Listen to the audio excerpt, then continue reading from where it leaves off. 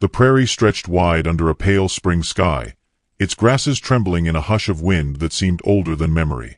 Jason Anderson rode slow along the trail, his frame so large it seemed the horse beneath him carried the weight of two men. His coat was dusted with the remnants of last week's storm, his hat low against the sun, and his eyes, steady, watchful, as if they had been carved from the land itself, swept across the horizon without hurry. He was not a man easily startled nor easily stirred, and yet on that morning, the world had plans to test the quiet fortress he had built around his life. At the bend of the trail, near a cabin slouched into itself like an old drunk, a sound cut through the wind. It was not a cry nor a shout, but a small, steady voice carrying more weight than its size ought to hold. Jason turned his head and saw a girl. She could not have been more than 8, her dark braid bouncing against her thin back, her dress patched in too many places to count. She stood in the dust as if the prairie had birthed her there, her hands tight around a loose plank of wood, her gaze fixed on him as though she had been waiting. The horse slowed to a stop under his touch, and Jason studied her. Children had a way of seeing through silence, and this one looked straight at him with eyes dark as polished coal. She lifted the plank higher as if it were proof of her need. "Mister," she said, her voice thin yet brave against the wind, "you know how to fix doors?"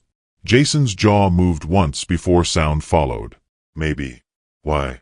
She glanced over her shoulder at the cabin whose roof sagged low, whose door leaned crooked on rusted hinges, and whose windows had been patched with rags that fluttered like torn sails. "My mama," she whispered, as if the words might break if spoken louder. "She needs it fixed." Jason felt a pull then, not from the cabin, nor from the broken door, but from the girl's certainty that he was the one to ask. He dismounted slow, his boots sinking into the dust, and walked toward her. She led him without hesitation, her small hand curling around his large, calloused fingers as if the difference meant nothing. Inside, the air shifted from dry spring wind to something heavier. The scent of damp cloth and fever clung to the shadows. The girl did not speak again, but pointed to a figure lying on a narrow straw mattress near the far wall. Her mother. The woman's hair, long and black as river night, spilled across the pillow, streaked here and there with threads of exhaustion rather than age. Her skin was pale, touched by the fever's cruel hand, and though her eyes were half closed, Jason caught the glimmer of watchfulness within them. She was young, no more than 29 by his reckoning, and yet life had pressed her into a quiet corner where even breathing seemed a battle. The girl knelt beside her. "Mama, I brought someone." The woman's lips moved faint, shaping words without sound. Her gaze shifted from her child to the stranger filling the doorway. For the briefest moment Jason felt weighed, measured by a glance weaker than candlelight yet sharper than any knife. He gave a slow nod, as if to grant permission to her silent question, and then turned his attention to the door. It hung half off its frame, gaps wide enough for the cold to creep in at night and for strangers to look in without knocking. He pulled tools from the leather roll he always carried, hammer, nails, a short saw dulled by years, and set to work. The girl hovered, handing him nails with small hands eager to help. She told him her name, Mei Lin, and he repeated it under his breath once, committing it to memory. Each strike of the hammer echoed through the cabin, filling the silence where laughter had long been absent. Jason's broad back bent under the low ceiling, his shadow stretching over the bed where the woman lay watching. At times she closed her eyes against a cough that rattled her chest. At times she opened them to watch her daughter pass nails like offerings to a giant. When the door was straight again, Jason stepped back. The frame still bore scars, but the wind no longer had its way. He tested it once, twice, until it swung true. The girl clapped softly, her thin face bright with triumph. The woman's lips curved the faintest degree, more a shadow of gratitude than a smile, but it was enough to strike something in Jason's chest. He should have left then. A man fixing doors was one thing. A man lingering in another's sickness was something else entirely. Yet he found his boots heavy on the floor, unwilling to retreat. He looked once more at the woman, then at the girl, and felt memory stir unbidden. His own mother years ago, pale in bed, his own small hands begging neighbors for help that came too late. He had buried her himself, the earth hard as iron that winter. Jason cleared his throat, breaking the silence that threatened to bind him. That door should hold. Mei Lin looked up at him, eyes wide, as though she had expected him to say something more, to promise something larger. She whispered thank you with the formality of a child taught to honor kindness. Her mother's gaze lingered on him, unreadable, before drifting back to the rafters. He gathered his tools, the leather roll creaking in his grip, and turned for the door he had just repaired. Outside, the wind tugged at the grass, impatient for his departure. He swung into the saddle with practiced ease, though his chest felt curiously unsteady. The girl followed him out. She stood by the corral fence, her braid whipped by the spring wind. He tightened the reins, ready to leave, but her voice reached him once more, softer now, trembling. "Don't leave." The words caught him unprepared. He looked down at her, this slip of a girl whose shadow barely reached his boot, and found her eyes fixed on him with a plea that was more than a child's whim. It was the raw need of someone who had learned too early that the world does not always stay. He opened his mouth, then closed it again. His horse shifted beneath him, restless. He should ride on. He had fields to check, fences to mend, a solitude that kept him safe from entanglement. Yet the image of the sick woman inside, the fragility of her breath, the weight of her daughter's plea, these settled on him like chains forged of memory and mercy. Jason Anderson was not a man given to quick decisions. He carried every choice like stone, heavy and deliberate. Now, sitting in the saddle with the girl's words echoing against the wide silence of the prairie, he felt the stirrings of a decision he had not sought. He leaned slightly, eyes narrowing as he studied her. Her face was pale from hunger and sleepless nights, but her stance was firm, as though she had planted herself against the wind and would not yield. "Don't leave," she said again, softer still. And Jason realized with a weight that pressed through bone and blood that leaving would not be as simple as turning his horse. The trail no longer stretched open before him. It bent now, twisted toward a cabin where sickness breathed, where a girl's hope clung like ivy to stone, where his own past whispered of losses he had sworn never to face again. The wind rose, carrying the scent of damp earth and something faintly sweet from blossoms unseen. Jason felt it sting his eyes, though he told himself it was only the dust. He tightened his grip on the reins, his silence louder than any vow. Behind him, the cabin waited, door mended but walls still thin, its secrets still unspoken. Before him, the trail stretched endless, a road he could take and never look back. He sat suspended between the two, breath heavy, the girl's words binding him more surely than any rope. And in that pause, with the prairie wide and the sky watching, Jason Anderson knew with a clarity he did not welcome. If he left, he would carry the weight of those words, that plea, for the rest of his life. The next morning broke with a gentler sun, the prairie washed in gold where dew clung to the tall grass. Jason Anderson had not slept much, the echo of a child's voice binding itself into his thoughts, twisting through the night like a restless horse in the corral of his mind. "Don't leave." Those two words had lingered as stubbornly as smoke in a winter cabin, and though he had told himself the world was not his to mend, his boots still found the stirrup come dawn, his horse's hooves beating a trail back toward the sagging cabin. He carried with him a sack of provisions, a loaf of coarse bread, a flask of broth still warm, and a bundle of tools tied neat in their leather roll. It was not obligation that rode with him. It was something quieter, something that pressed against the walls of his solitude until he could not bear it any longer. The cabin greeted him as before, leaning weary against the wind, but today a new sound slipped through the cracks, the high laughter of a child. It startled him, for it was not the laughter of a girl who lived beside sickness, but the sudden burst of joy freed for an instant from its chains. Jason pushed the door open, its hinges now obedient under his work, and found Mei Lin outside the threshold, clutching a rope he had left behind.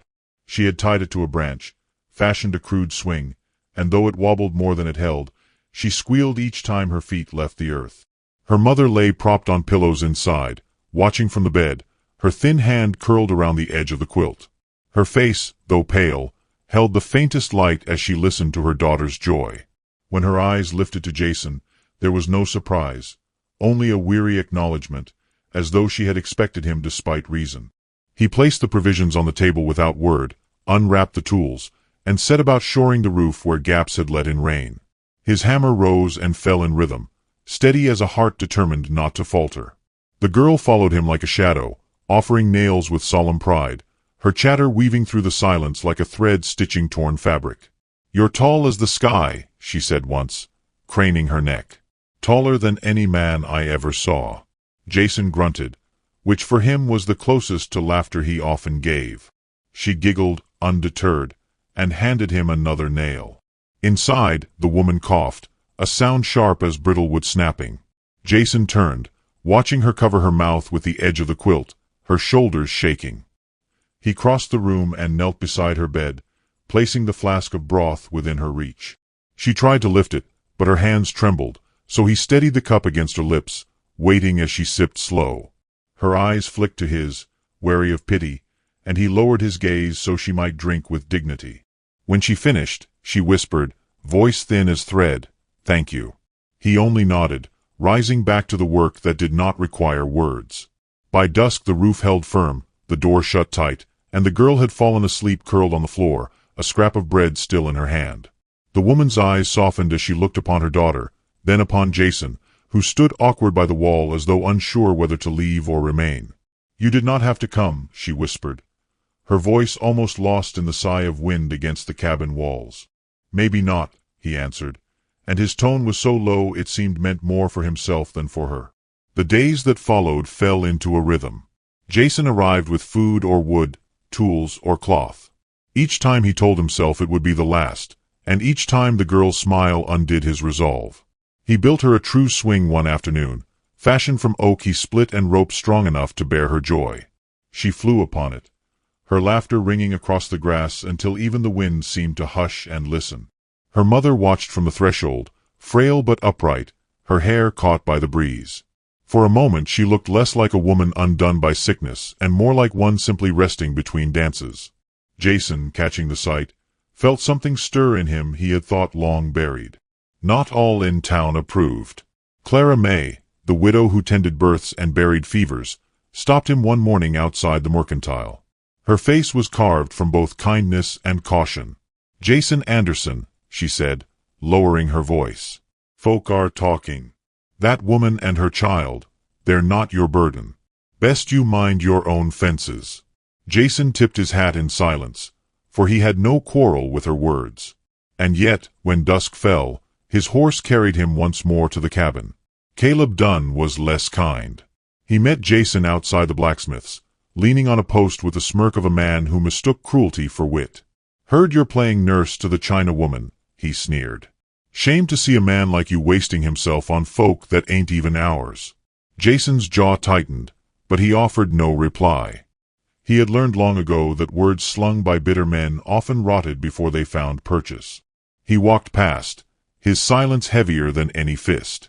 At the cabin that night, Mei Lin begged for a story. Jason sat stiff in the chair, his hands like boulders on his knees, until at last he began to speak of the stars. He told her they were fires set by old cowboys riding the heavens, marking trails across forever. Her eyes widened, her head tilted back to the roof as though she could see through it, and slowly her small body leaned against his arm. She slept there, breath steady, and for the first time in years Jason did not feel the weight of his solitude pressing quite so hard. Lian Hua, he had learned her name by then, watched in silence. When she whispered thank you once more, it was not for broth or bread or nails, but for the way her daughter's laughter returned in his presence. Jason inclined his head, unable to trust his voice. One evening, as rain lashed the windows and the patched roof held steady under its trial, she coughed until her body shook. Jason was beside her before thought could intervene, his large hand steadying her back, the other catching the cloth she pressed to her lips. When he pulled it away, it was flecked with blood. For a moment time narrowed to the sound of storm and breath. Her eyes closed, her face pale, and Jason felt an old wound reopen in him, the memory of another bed, another cough, another hand gone still. "You'll be all right," he said, though his voice was rough with something closer to prayer than truth. She did not answer, only leaned into the steadiness of his arm until the coughing passed. He remained there long after, his presence as unyielding as stone, though his heart thundered with the fear of losing again. By morning, she was weaker, yet her eyes held a strange brightness as she watched him mend a broken chair. Mei Lin laughed nearby, chasing sunlight across the floorboards. Lian Hua whispered, as though confessing to the air, "I thought the world was only taking. But you bring back." Jason looked at her then, truly looked, and saw not sickness alone but the resilience that had carried her across a land that had not wanted her. He saw the mother who clung to dignity for the sake of her child. And though he said nothing, his silence held the weight of recognition. That night, as the girl slept and the wind rattled against the newly straightened door, Lien Hua whispered again, her voice faint. "Why do you come back?" Jason's answer was simple, though it cost him more than he let show. "Because I remember what it is to be left." Her gaze lingered on him, heavy with understanding, and in that moment something fragile yet undeniable bridged the space between them. But the world beyond their fragile haven was not silent. Clara May's warnings grew sharper, whispers in town spread quicker, and Caleb's sneers turned to threats. And though Jason gave no sign, he felt the shift in the wind, the way a storm announces itself before the first flash of lightning. One evening, as twilight spilled violet over the grass, Mei Lin fell asleep on his arm once more, her small hand curled trustingly against his rough skin. Lien Hua, pale in the candlelight, whispered gratitude that trembled with both hope and fear. Jason looked between them and felt the walls of his solitude crack. Then the storm outside swelled, rattling the patched door, and Lien Hua's cough broke into a violence that doubled her body. Jason caught her before she collapsed, his arms strong yet trembling. Blood stained the cloth again, darker this time, and her breath shuddered in his hold. The girl woke, frightened, calling for her mama. Jason gathered them both close, his voice steady though his heart roared. "I ain't leaving you," he whispered, the vow spoken more to himself than to them. And as the candle guttered in the draught, his eyes lifted to the door he had mended, and he knew with a certainty that chilled him. There were storms yet to come that no hammer or nail could keep at bay. The days lengthened, and with them came the hush of spring drifting into its full bloom. The prairie breathed in colors brighter now, and the earth softened beneath Jason's boots when he rode the trail that had become less choice and more inevitability. Each time he reached the cabin he told himself it might be the last, but each time the sight of Mei Lin waving from the threshold, her braid catching sunlight, drew him in as if he were bound by threads unseen. Lien Hua was weaker. The fever clung like a shadow that refused the mercy of light. Yet in her weakness she seemed to open more of herself, speaking in fragments when breath allowed. Jason did not press. He only listened, his silence a vessel she poured her memories into. Her story came piecemeal, fragile at first, then heavier as though at last she had found someone steady enough to bear it. She had been brought west by her husband, a miner with dreams sharp as picks and as brittle. He had not been cruel, she whispered, only reckless, and recklessness was enough to carve graves. He had been killed in a brawl over a claim, his body buried in a canyon where no stone bore his name. She had been left with their child and a cabin half-rotted, forced to stitch clothes for coin, forced to bow her head in a town that offered little welcome. Men had offered help, she said, her voice low, her eyes on the wall rather than his face. But it was not help they wanted. She had refused, and refusal carried its own weight. Whispers grew, coins grew fewer, and sickness found her in the leanest of winters. Jason's jaw tightened as she spoke, though he gave no interruption. His silence was not disbelief but fury unspoken, a fury that had no shape yet. Mei Lin sat on the floor nearby, braiding scraps of cloth, unaware of the heaviness her mother spilled into the room. When at last Lien Hua's words failed her, she leaned back into the quilt and closed her eyes, as if the telling itself had cost her dearly.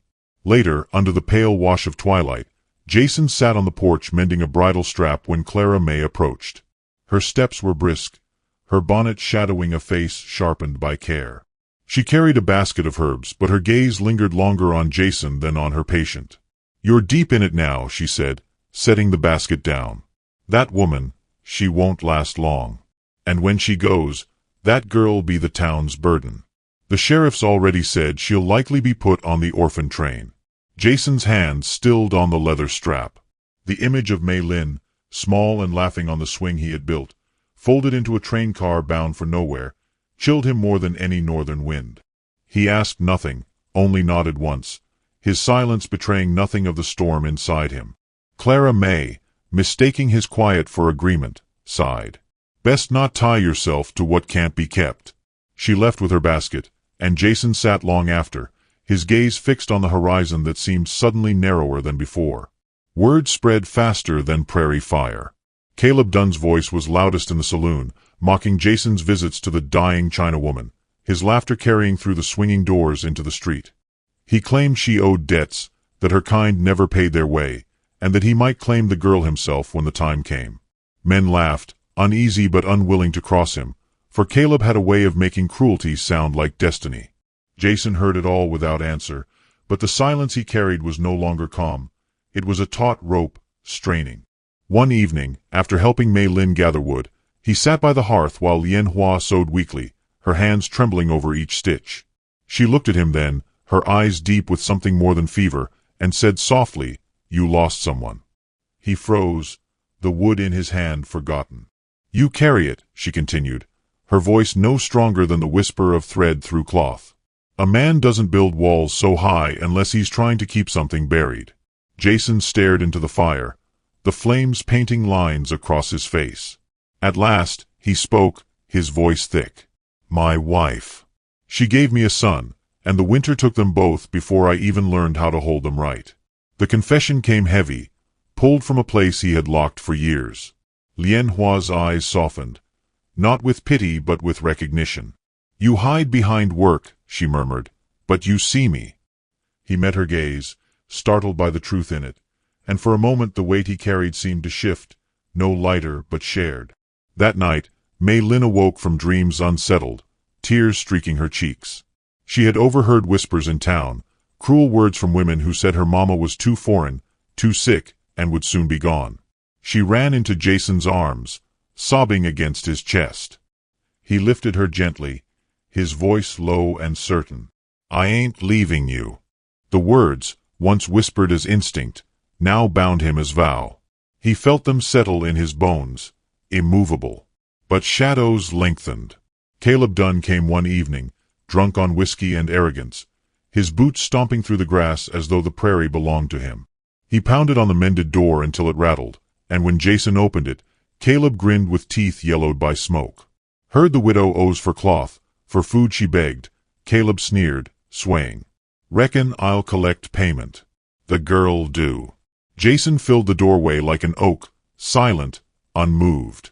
His eyes fixed on Caleb with the weight of stone. Behind him, Mei Lin clung to her mother, her small body trembling. "You best ride home, Caleb," Jason said at last, his voice steady, low as distant thunder. Caleb spat in the dirt. "You think you can stand between me and what's mine? Ain't no law says you can." Sheriff Tate arrived before fists could speak. His hand rested on his holster, though his eyes darted with unease. "Enough, Caleb. Go on." Caleb glared at Jason, venom thick in his gaze. "This ain't over. You'll see." He staggered back into the night, his laughter sharp as broken glass. When the dust settled, Tate looked at Jason long. "You're walking a line, Anderson. Town don't take kindly to you mixing with them. If trouble comes, I can't promise which way the law'll lean." Jason said nothing, only shut the door with a quiet finality that spoke more than words. Inside, Mei Lin buried her face in his side, whispering, "Don't let him take me." Jason's hand rested heavy on her hair, his vow silent but sure. That night, as the wind pressed hard against the cabin, Jason sat awake, his rifle across his knees, the fire low but steady. The weight of his past, the sickness of the woman, the threat of Caleb, all pressed together until sleep became impossible. He listened to Lian Hua's labored breathing, to the soft sigh of the child in dreams, and knew the storm was not far. Days passed, tension braided into each moment. Mei Lin clung tighter to him, her laughter still bright but edged with fear. Lian Hua grew frilier, yet her spirit seemed sharper, as if she wished to give all that remained before it was taken. She asked Jason one afternoon to sit, and when he did, she pressed a small embroidered cloth into his hand. "Keep it," she whispered. "If I go, she'll need someone who remembers me kindly." Jason stared at the cloth, the tiny stitches neat despite her weakened hands. He felt the enormity of what she offered, not fabric, but trust. He could not answer, only closed his fist around it and nodded once, his throat too thick for words. The prairie was quiet that evening, too quiet, the kind of silence that holds its breath before lightning strikes. Jason sat by the window, watching the horizon, and when he turned he caught the sight of Lian Hua studying him, Her eyes filled not with fear but with something else, something like acceptance, or perhaps a plea. "You'll stay?" she whispered, though she already knew the answer. Jason met her gaze, his silence heavy as a vow, and in that silence she found what words could not shape. But even vows cannot hold back every storm. As the candle burned low and the child slept between them, a shadow moved across the porch.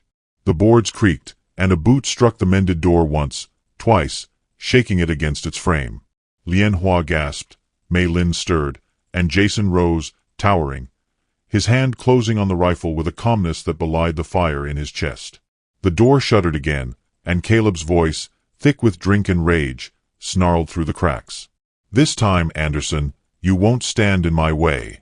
The night was brittle with silence before the pounding began. The door rattled in its frame, each strike shivering through the cabin like a warning that mercy would not be granted twice.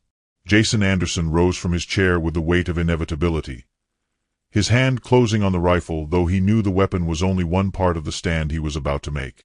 Behind him, Lien Hua stirred, her breath ragged, and Mei Lin clutched the quilt with both fists, her eyes wide with fear that seemed too heavy for a child to bear. Caleb's voice, thick with drink, split the night. "Open up, Anderson. I told you this wasn't over." Jason's steps were slow, steady, his shadow filling the small space. He stopped at the door and spoke low, his tone calm as stone. "Leave, Caleb. Take your poison and your lies with you." The answer was a laugh, sharp, joyless. "You don't own what's in there. Law don't cover her kind, nor that brat she spawned. I'll claim what I please." The words struck like blows, but Jason did not flinch. He planted himself before the door, his frame vast, his silence heavier than any curse. The next strike nearly split the wood, but the hinges held, iron nails biting deep. He had set that door with care, and now it bore more than wind or storm. It bore the weight of a man's promise. Jason opened it at last, not in surrender but in defiance. Caleb staggered back a step, startled by the giant who filled the threshold, rifle cradled but not yet raised. Two men lingered behind Caleb, uncertain, their courage borrowed from his whiskey rather than their own blood. "You'll not step past this door," Jason said, his voice carrying across the night like distant thunder rolling through canyons. Caleb sneered, though unease flickered in his eyes. "You'd fight your own neighbors for her? For them?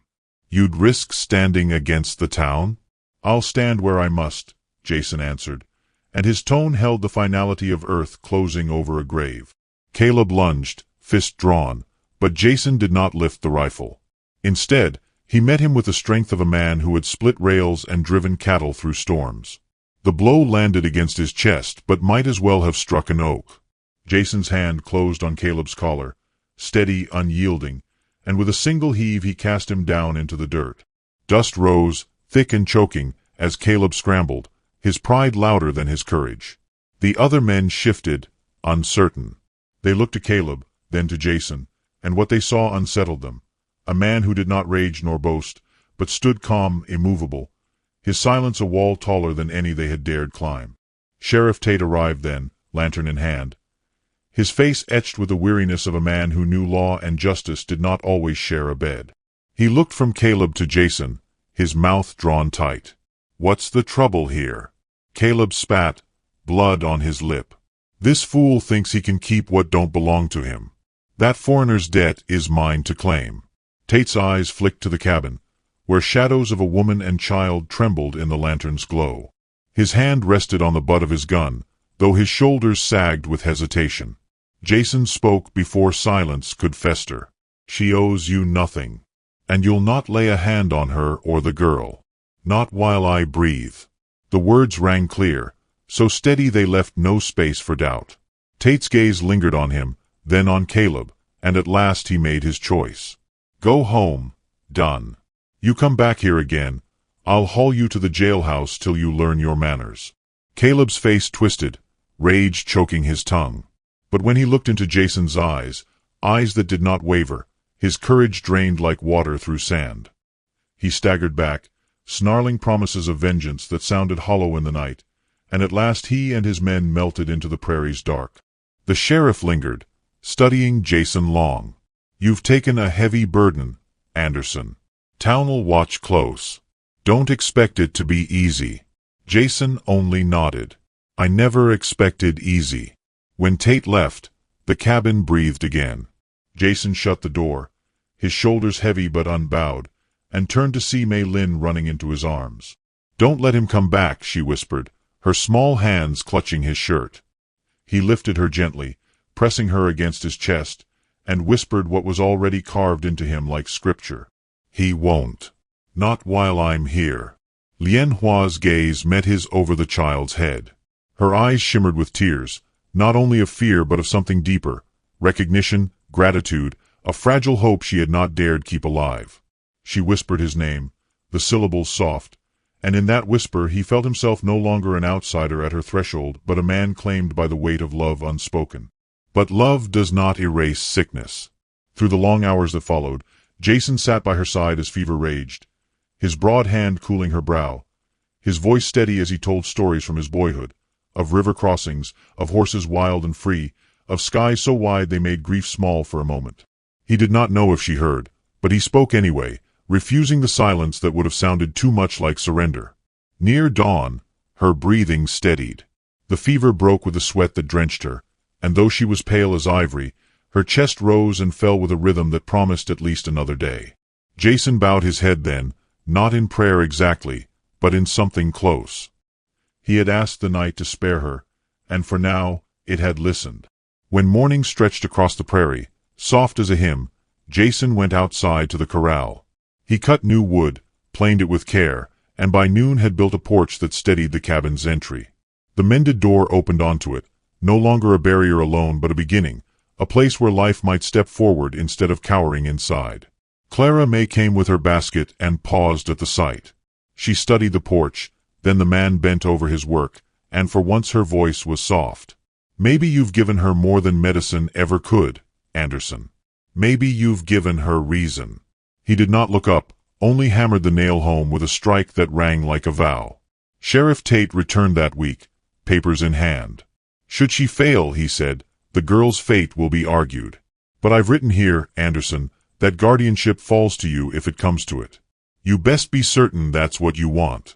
Jason signed without hesitation. His certainty needed no words. Spring grew warmer. Each day Lian Hua found strength enough to sit in the sunlight. Mei Lin perched beside her on the porch. Jason worked nearby, the rhythm of his labor not only mending wood and earth but shaping something quieter, a sense of belonging that settled over the three of them like a quilt stitched from loss and found again in love.